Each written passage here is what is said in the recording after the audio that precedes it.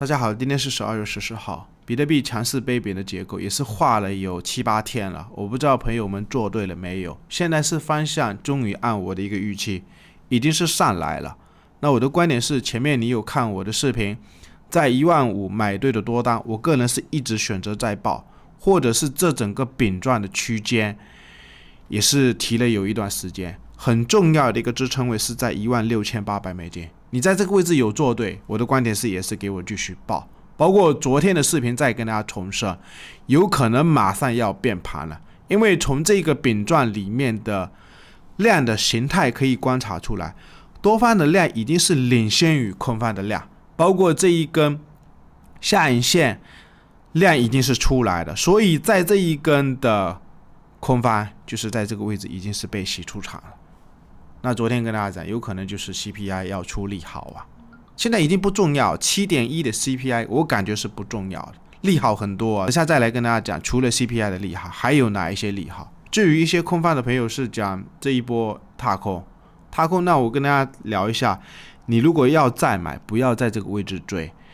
还有没有压回的点位？就是昨天跟大家提到的一个重点，$17,300是很重要的一个关卡，冲过去。那就是说明这一个杯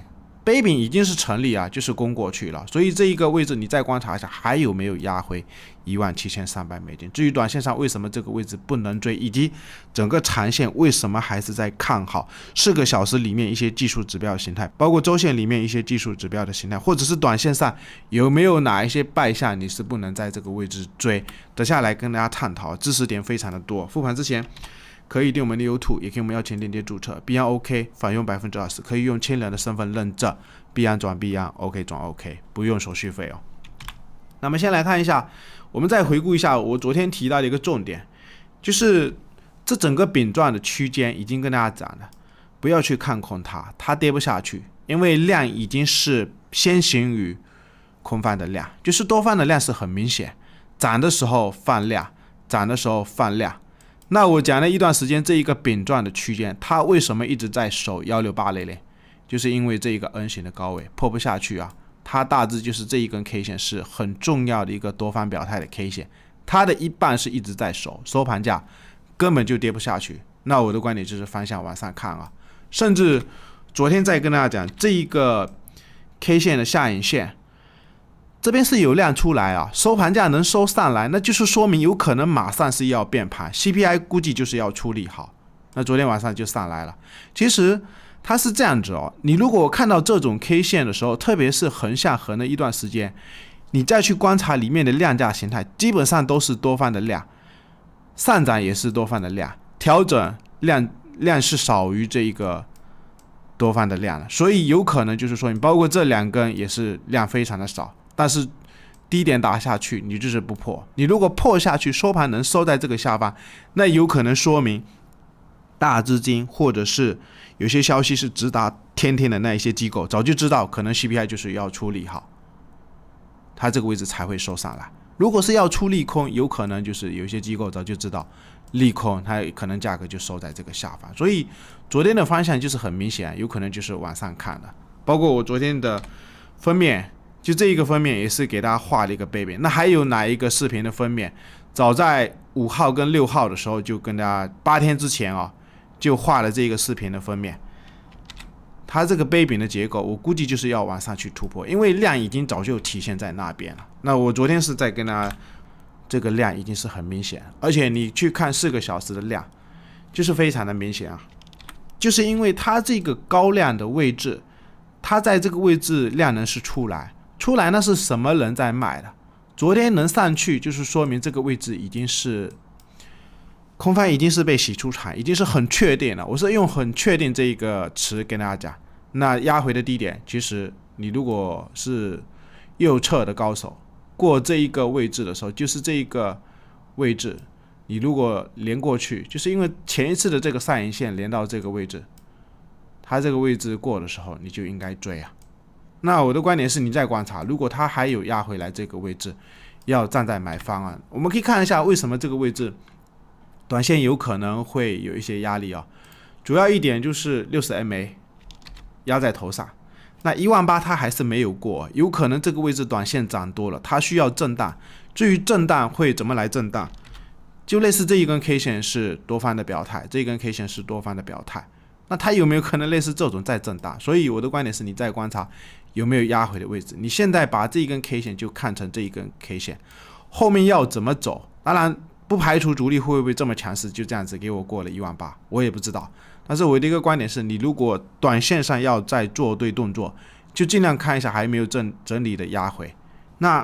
那短线上还有哪一些技术支持点？我们来观察一下，就是现在的位置，它上去以后，你先观察一下，趋势是还在啊，这边就类似一个上升的通道，就这个低点连到这个低点，然后再连到这个低点，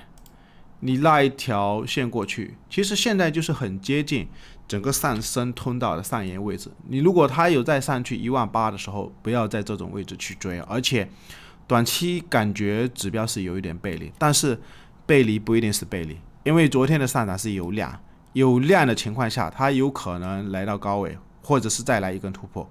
背离有可能是会化解。因为你要遵守的一个前提就是目前趋势都是向上的。还有一点就是这一次要留意一下，因为如果是从这个位置开始算的话，它是不是一个鸭子开口？那1根、2根、3根、4根、5根、6根，你到5到6根的时候就要留意一下，有可能是不是震荡有高点不能追，会不会是一个奔走性整理？那另外我们再来看一下4个小时也是一样，短线的涨幅是有一点高，那你就观察一下这个下影线到这个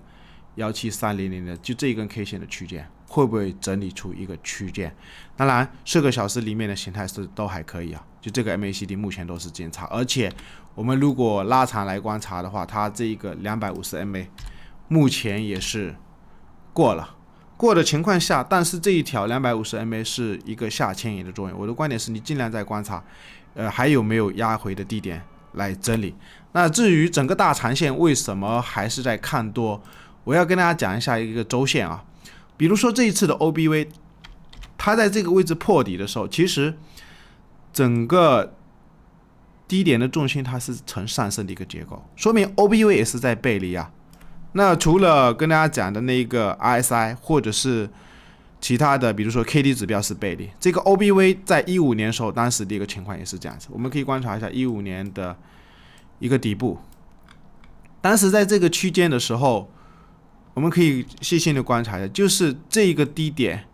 把前面的这个低点给跌破，但是 OBV 它也是呈一个上升的结构，所以有可能不排除这一次比特币15000可能就是完全就是一个底部。然后我们来聊一下今天晚上美联储的利率决议啊，因为整个机构预测有可能是会加息50个基点，但是我的一个观点是这样子啊 ，CPI 虽然是连续2个月都是在往下掉头，如果是按正常的一个通胀，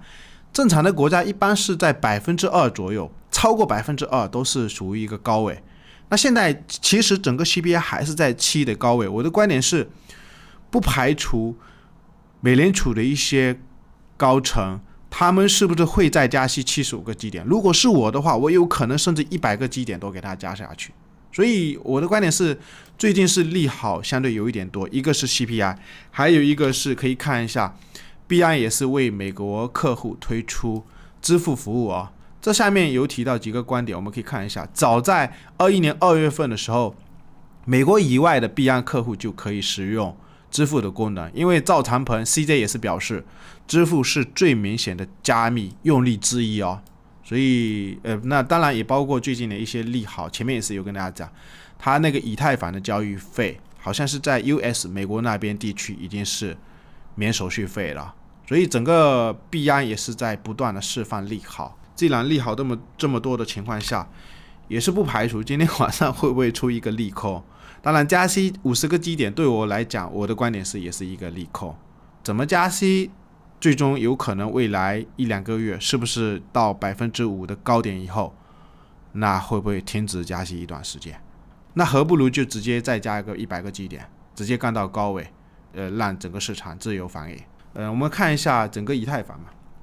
以太坊想跟大家聊一下，昨天也是提到的这么一个观点，这里面背饼的它的饼，昨天我已经讲得非常的明显了，你不要去看空它。很多人是觉得这一条趋势线，就这一个6月份的一个低点到10月份的低点，这个趋势线下去是要再下去。但是我的观点，它整个区间其实全部都是在整理啊，不一定会再破这个低点。这个低点是$1000下方，现在上来，昨天也是有提到，这里面的量价形态是非常漂亮。基本上跌的时候，这个红柱的量是超不过这个上涨的量，所以有可能就是昨天跟大家讲的量比价先行，已经是反映了。那昨天一根，其实它涨幅也并不算多。你如果要画这个高位的位置，目前突破的区间也并不是很大，所以我的观点是，以太坊你尽量观察，如果还要再做的话，也不排除它有可能会不会再压回到这一根 K 线，或者是目前其实还是在这一个扁状里面。那另外狗狗币，我想聊一下，就是短线现在先不看这一个狗狗币啊，你如果是短线的资金，其他的币种我找了很多，也没有什么哪一个可能会类似前一波狗狗币这样子涨。当然也不排除狗狗币是不是要这样子上去，因为我现在的一个观点是，昨天开始就跟大家讲，目前的量，比特币是先行于其他的一些币种，先行于狗狗币啊。狗狗币现在这个位置最理想的一个情况，有可能会被震荡一段时间，因为上面有一部分套牢的筹码。所以你如果要再买狗狗币的话，看一下它还有没有压回这个0.082的这个支撑区。最后还是一样，可以订我们的 YouTube。